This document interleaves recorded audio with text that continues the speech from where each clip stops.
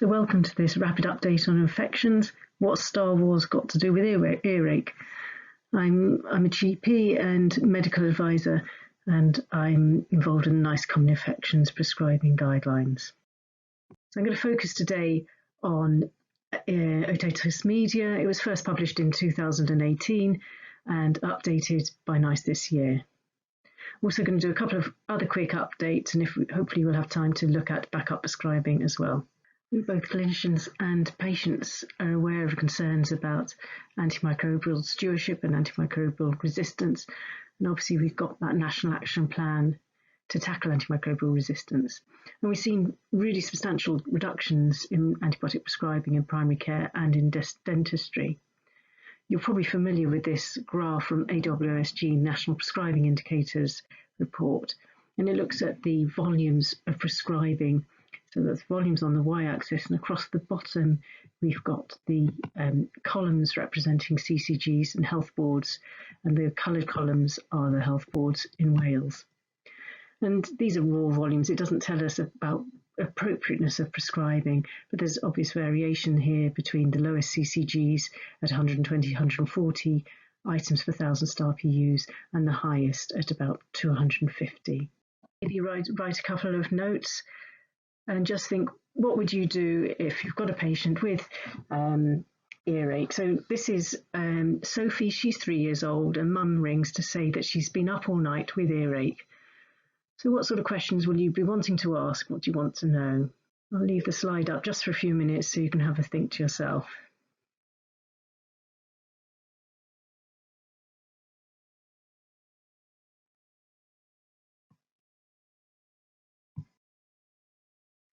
Okay, these are my decision points for earache. So this is where Star Wars comes in, and R2D2. Is the patient having recurrent episodes of earache? Now, this wasn't covered by the NICE guidance, but I think as prescribers, it's something we want to think about, and it might change our management if we know that a child's been having frequent episodes. Is she under 2 years old? Is there discharge suggesting perforation or an alternative diagnosis like otitis externa? And is it bilateral? So that's R2D2. And Star Wars, how severe are the symptoms? Has she got a systemic upset? Is she eating and drinking, being sick, passing urine? And then Wars, has she got lots of pain despite adequate pain relief based on her weight? So in Sophie's case, she doesn't have recurrent earache.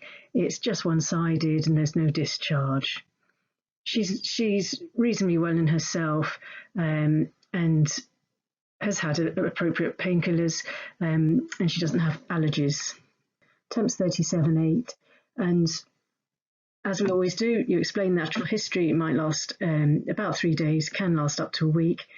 What else would you want to do? So you're welcome to put answers in the chat if you like, or just have a thought to yourself.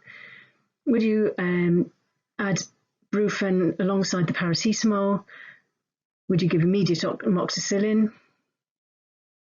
Would you prescribe anaesthetic analgesic ear drops? Would you give analgesic anaesthetic ear drops with oral antibiotic? Or would you give a backup delayed prescription for oral antibiotic? And you might want to choose a couple of those options. So again, I'll give you a couple of minutes to put your answers in the chat or have a think.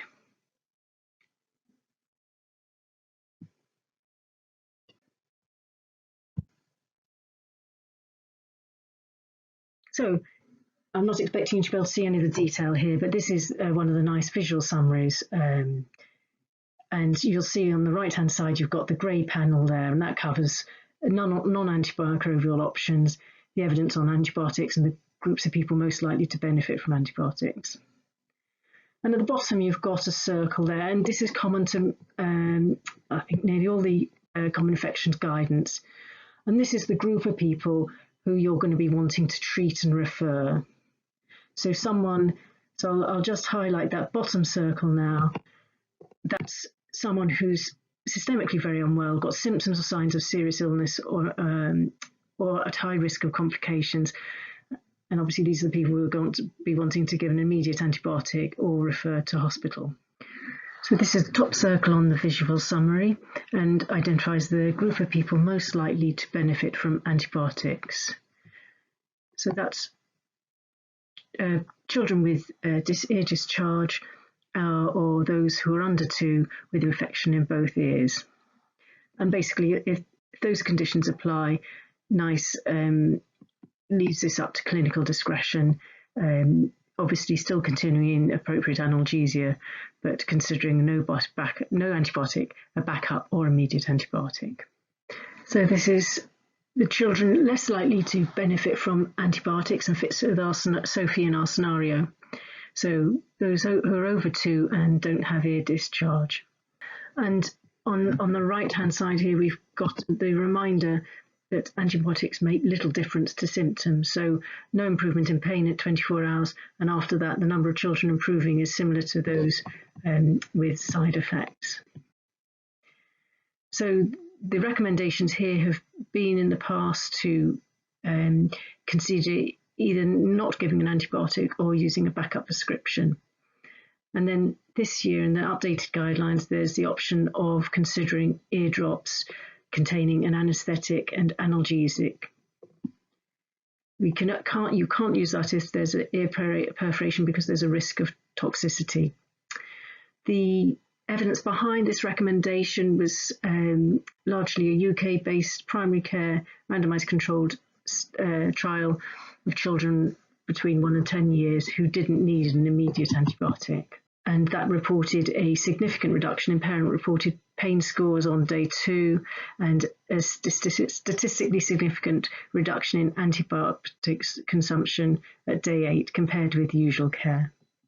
This is the NICE prescribing table, and you can see there before the oral antibiotic you've got this option to consider phenazone with lidocaine, eardrops. The direction of use is to apply 4 drops 2 or 3 times a day, but only if there's no perforation. So you can't use these if there's a suspected perforation or discharge. And the advice is to continue them for up to 7 days. If the child's having an oral antibiotic, it's not recommended to give the eardrops as well. So this is really as an alternative to immediate antibiotics. So there's our answers for Sophie. I'm not going to get into the details of the NICE analgesia guidance, but the recommendations are to use either paracetamol or Brufen, but not both at the same time. Sophie's over 2, no discharge, so she doesn't fit the recommendations for immediate amoxicillin. The topical eardrops are an option. As we've heard, we don't want to give topical and oral antibiotics, so that's not recommended, and backup prescribing is an option. So just to say, if you want to do an audit on your local antibiotic prescribing for earache as a small QI project, that AWMSG have got this audit. It doesn't actually include eardrops because those are new, but there's still, I'm sure there's still interesting points you could get from this, or your students or registrars if they're looking for something. So in summary, antibiotics make little difference in improvement. Children most likely to benefit from antibiotics. Think of R2D2 if it helps. Consider the eardrops if there's no perforation and you're not giving an oral antibiotic. Backup prescriptions can be a really helpful mechanism, and obviously always remember to safety net. So that was everything on earache. Just wanted to mention that NICE has also updated the guidance on diagnosing urinary tract infections in children and young people under 16. I've put the table there, which are the symptoms and signs to bear in mind, and the symptoms and signs that would decrease your suspicion of a urinary tract infection. And this table is aimed to help us identify those most likely to benefit from further urinary testing. So that's something to go and have a look at if you're interested. And now just a few points on pulse oximeters. This was based on MHRA guidance, reminding us the factors that can affect accuracy. So Skin tone, there's research ongoing, but interpret the readings with an element of caution there. Darker skin might affect the readings. Movement, nail polish, henna dye will affect your accuracy, as well as ambient light hitting the sensor. Also really important to clean and maintain the device according to the manufacturer's recommendations.